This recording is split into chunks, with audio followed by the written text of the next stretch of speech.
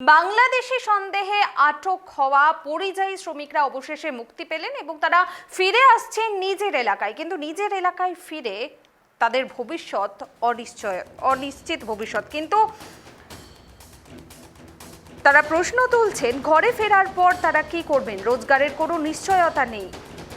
বাংলাদেশি সন্দেহে হরিয়ানার গুরুগ্রামে আটক হওয়া মালদার 7 জন পরিযায়ী শ্রমিক অবশেষে মুক্তি পেয়ে ফিরছেন নিজের এলাকায়, কিন্তু পুলিশের হাত থেকে মুক্তি পেলেও ঘরে ফেরার পরে সামনে অনিশ্চিত ভবিষ্যৎ।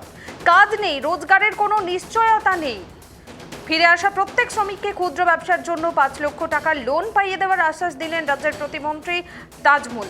সবটাই ভাওতাবাজি, ভোট ব্যাংকের জন্য বাংলাদেশে অনুপ্রবেশকারীদের জায়গা দিচ্ছে তৃণমূল, এমনটাই খোঁচা বিজেপির। এ বিষয়ে আমরা বিস্তারিত জানবো। এই মুহূর্তে আমার সঙ্গে টেলিফোন লাইনে রয়েছেন আমাদের প্রতিনিধি রুহুল। বাংলাদেশি সন্দেহে আটক পরিযায়ী শ্রমিকরা অবশেষে মুক্তি পেলেন এবং তারা ফিরে আসছেন নিজের এলাকায়। তাদেরকে লোন পাইয়ে দেওয়ার আশ্বাস দিচ্ছেন রাজ্যের প্রতিমন্ত্রী। বিস্তারিত জানাও আমাদের। দেখো পুনামি, তোমাকে প্রথমেই জানাবো, বাংলা বাঙালি বিদ্বেষ এবং বাঙালি যারা কথা বলে তারা কিন্তু বাংলাদেশি, এমনটাই কিন্তু রাজ্য রাজনীতিতে তোলপাড় ফেলে দিয়েছে। এবং তোমাকে জানাবো, মালদার দৌলতপুর অর্থাৎ হরিশ্চন্দ্রপুর থানার রাঙ্গাইপুর গ্রামের 7 জন পরিযায়ী শ্রমিক হরিয়ানার গুরুগ্রামে কিন্তু তারা পরিযায়ী শ্রমিকের কাজ করছিলেন এবং সেখানে থাকছিলেন এবং পেট টানাতে কিন্তু তারা কিন্তু সেখানে কর্মসূত্রে কিন্তু সেখানে থাকে। এবং তারপর এই 7 জনকে কিন্তু সেখানকার পুলিশ বাংলাদেশি সন্দেহে আটক করে এবং পরে তাদেরকে গ্রেপ্তার করা হয়। তাদের নাম হচ্ছে আজমল হোসেন এবং উসমান আলী, লুকমান আলী, মনিরুল ইসলাম, সাদিকুল হক, প্রকাশ দাস এবং অভিজিৎ দাস।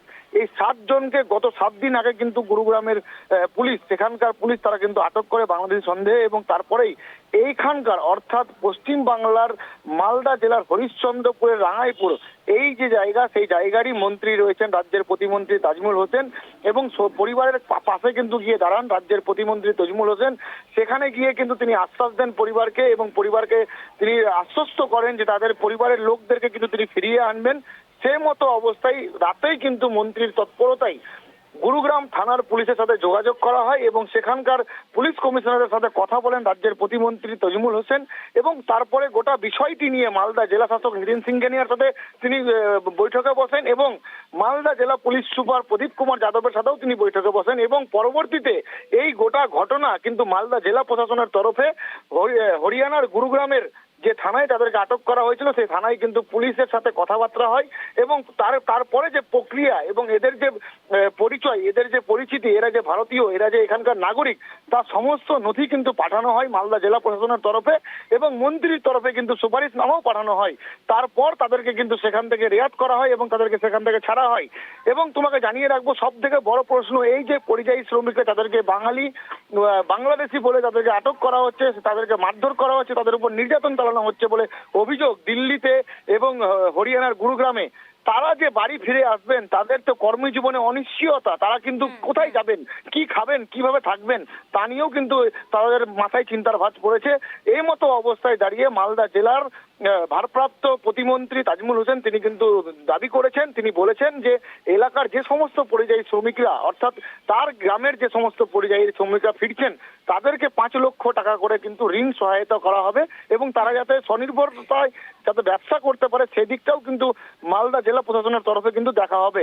পুনামি, রুহুল, আরো একটি প্রশ্ন, মালদা জেলায় তো বহু পরিযায়ী শ্রমিক ভিন রাজ্যে রয়েছেন, এক্ষেত্রে তাদের পরিবার কতটা আতঙ্কিত?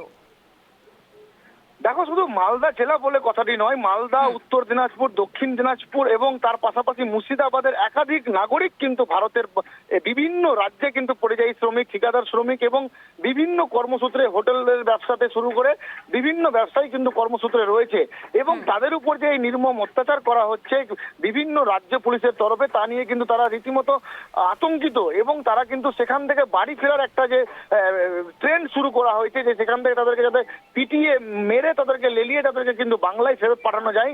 এবং অনেক ক্ষেত্রেও দেখা গেছে যাদের নথিপত্র ঠিকঠাক নেই, যাদের প্রমাণপত্র ঠিকঠাক নেই, তাদেরকে কিন্তু পগার পার অর্থাৎ বাংলাদেশে পরাপার করে দেওয়া হচ্ছে সেখানকার রাজ্য প্রশাসনের তরফে। তা নিয়েও কিন্তু শোরগোল পড়েছে মালদা জেলার বিভিন্ন এলাকায়।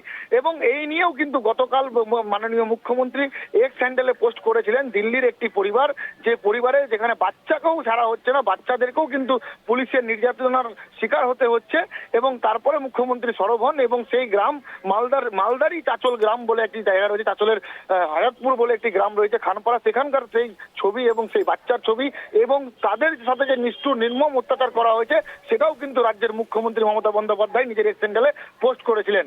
এবং তোমাকে যেমনটা বলবো, এই যে সরকার বনাম হরিয়ানা দিল্লির যে সরকারের যে একটা দ্বন্দ্ব চলছে এবং অনিশ্চয়তা কিন্তু থেকেই যাচ্ছে পরিযায়ী শ্রমিকদের। এবং বিজেপিও এখানে কটাক্ষ করছে যে যাদের ভোট ব্যাংকের রাজনীতি করছে, আগামী 2026 যে বিধানসভা নির্বাচন কে কেন্দ্র করে কিন্তু এটা কিন্তু তৃণমূল রাজনৈতিক রং লাগানোর চেষ্টা করছে, পরিযায়ী শ্রমিকদেরকে ভাউতা দেওয়া হচ্ছে। তাদের কাছে যদি সঠিক প্রমাণপত্র থাকে তাহলে সেখানকার প্রশাসন কখনোই তাদের উপর অত্যাচার করবে না বলে কিন্তু মালদা জেলা বিজেপির তরফে দাবি করা হচ্ছে। কুনামি, ধন্যবাদ রুহুল।